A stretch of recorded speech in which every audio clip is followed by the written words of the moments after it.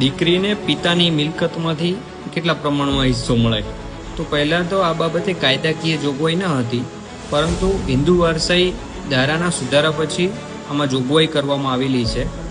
વર્ષ 2005 પહેલાં દીકરીને દીકરાઓ જેટલો પિતાની વડીલોપાર્જિત મિલકતમાંથી હક મળતો ન હતો. આથી 9 સપ્ટેમ્બર 2005થી હિન્દુ વારસાઈ ધારા કલમ 6 ઉમેરવામાં આવેલી. આથી તેમાં પિતાની વડીલોપાર્જિત મિલકતમાંથી દીકરીને પણ દીકરાઓ જેટલો જ સમાન અધિકાર આપવામાં આવેલો છે, જેથી પુત્ર જેટલો જ હિસ્સો દીકરીઓનો પણ આપવાની જોગવાઈ છે. આ સિવાય જ્યારે પણ વણવૈચાયેલી મિલકત હોય છે જેનું વિભાજન એ રજિસ્ટ્રેશન એક્ટ મુજબ કાયદેસરની પ્રક્રિયા મુજબ થયેલું ન હોય ત્યારે, અથવા તો દીકરીએ સ્વેચ્છાએ હક જપ્તો કરેલ ન હોય ત્યારે તેને દીકરાઓ જેટલો જ સમાન હિસ્સો મળવાપાત્ર છે.